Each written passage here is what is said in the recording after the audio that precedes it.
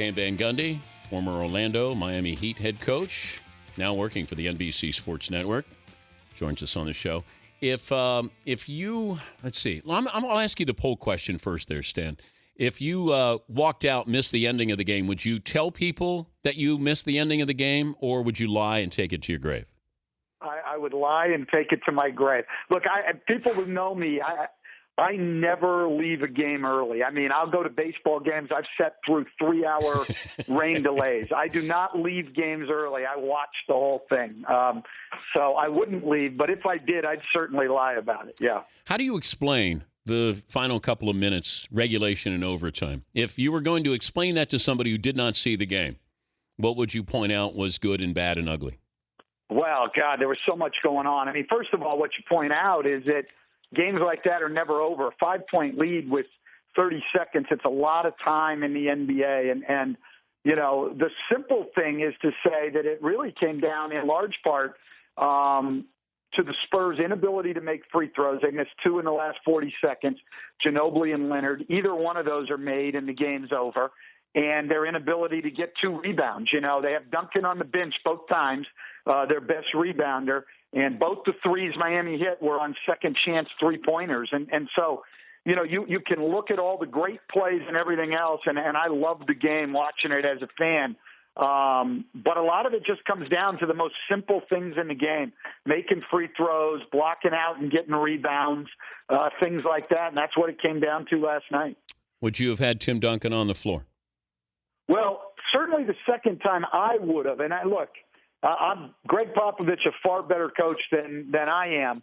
I just never, when I had Dwight Howard, no matter what you did lineup-wise, I never took him out of the games in those situations. And look, I got beat with it once. Toronto beat us in a game. The guy Dwight was on hit a three. He didn't extend to the three-point line, you know, but I just think the big guy on the floor for rim protection, but and also for rebounding, especially in those situations. I thought it was interesting, the second one especially, because, you know, there wasn't a timeout, and the sub was made while Leonard was still shooting his second free throw. So at that point, you don't even know if he's going to make it. You might only be up 2, and Bosch is in the game at that point. That one was the one that surprised me a little bit, that he took him out with Bosch in the game, but obviously counting on Leonard to make it, and was going to do everything they could to not give up a 3. Unfortunately, they couldn't get the rebound that would have won the game. Would you have fouled before the Heat had the opportunity? Here's the problem there to me is, you know, you're not sitting there like you are in a timeout with 10 seconds and saying, okay, if it gets under 6, we're fouling, or whatever your rule would be, that was ours. You know, it's got to be in the flow of the game. It did teach me something. I've never talked about with a team on an offensive rebound like that. I think what you want to do on an offensive rebound, because you're always going to be scrambled, certainly something I put in my notebook is trying to teach guys that on an offensive rebound in that situation late in the game, we probably need to foul the rebounder right away, because you know you're going to have people open on the perimeter just because you're scrambled. Yeah, and that's why I wanted Duncan in there. I know his man may beat me, but chances are I'm going to have him guarding somebody else. I want him there for the long rebound because there's so much time still left for the follow-up 3. And that's usually when you get your better look, when you get that second 3. So that would be the only reason why I wanted him out there. And I've said Popovich has forgotten more than I know, but I still want my best players on the floor. I would have wanted Duncan out there. Plus, I was concerned a little bit about his fatigue factor. He seemed spent in the second half. Was there more to it than that? Because he dominated the first half. Well, yeah, no, I think you're right. He did not look nearly as energetic. I mean, even when he didn't get a lot of opportunities. I don't think he was as active or energetic stealing and looking for the ball.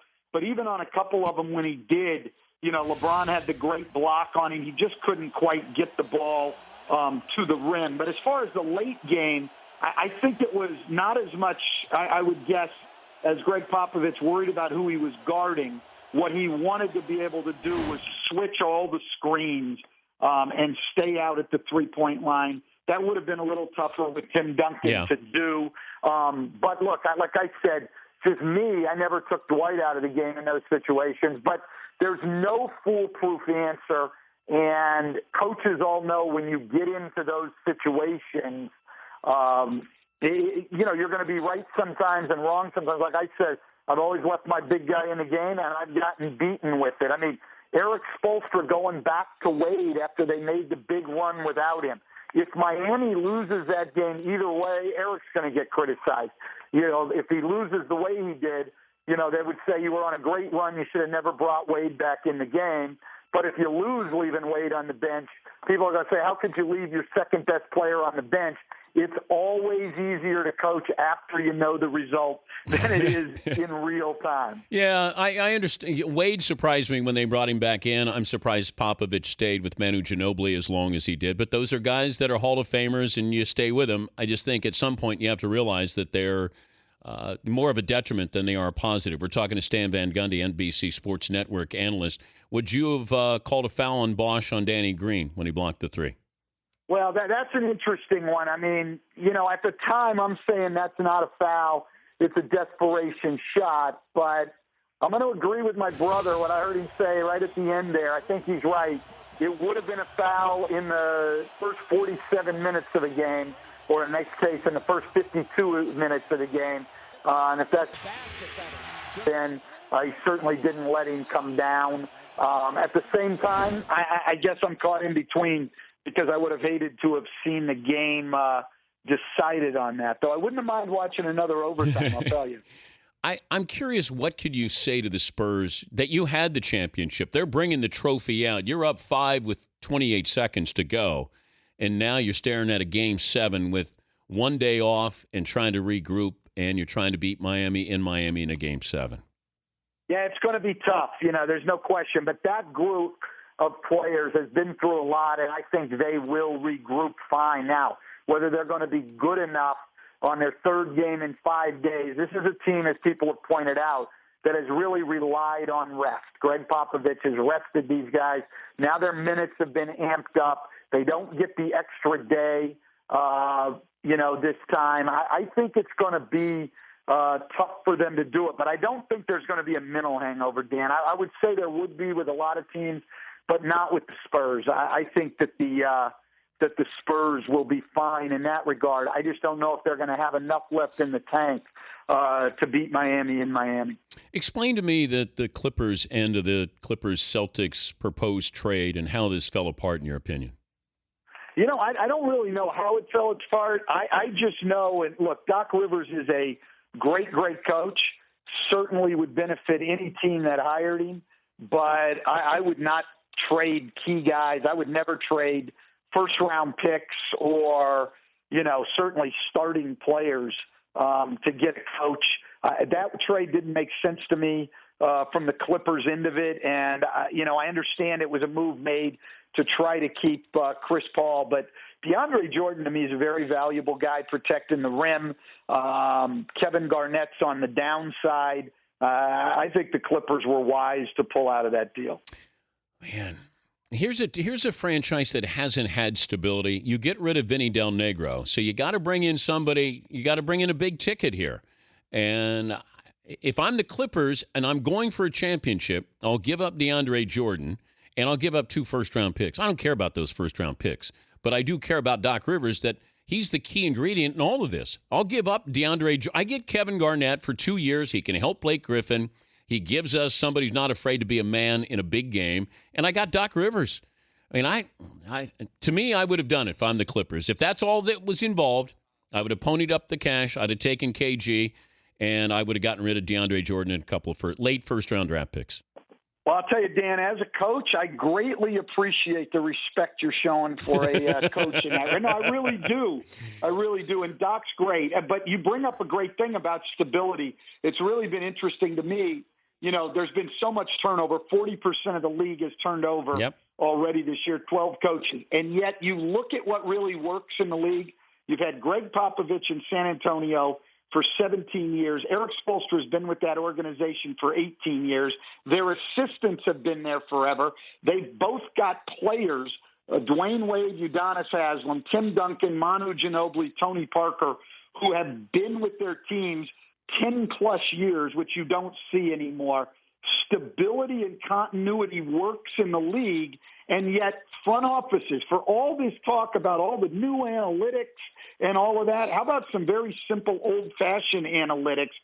Continuity works in this league, and people, for some reason, still don't understand that. Well, that's why I go all in with Doc Rivers, because he gives me credibility around the league, gives me credibility with free agents, with my own players, and we move past the Donald Sterling is very cheap and not a great owner. We've moved into the 21st century. Now we're on par with the other team in the building. We're ready to go.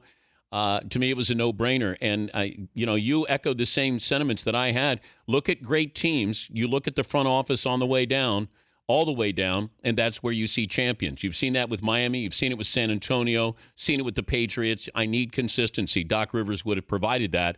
Maybe the Clippers get Brian Shaw or Lionel Hollins, but you know what? That's still a downgrade from Doc Rivers. So, well, I don't know about that. I mean, I think Lionel Hollins, Brian Shaw, we don't know. And Lionel Hollins has done a terrific job. So I'm not sure that's a step down. But I think the main thing is your roster has to be in shape. And I think that, Kevin Garnett is not able to play huge minutes. I think he showed his flaws as a center.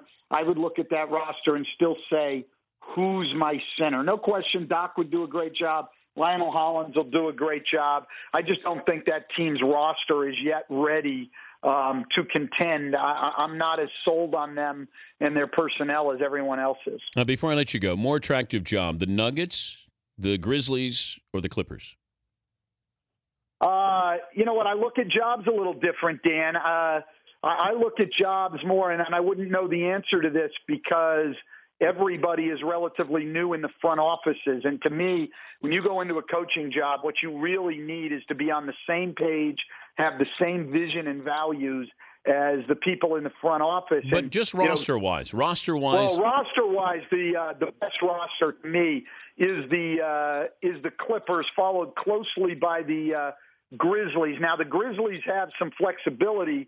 If the Grizzlies could add a quality perimeter offensive player, a wing scorer, then I would actually like them better than the Clippers. But right now, I'd take the Clippers.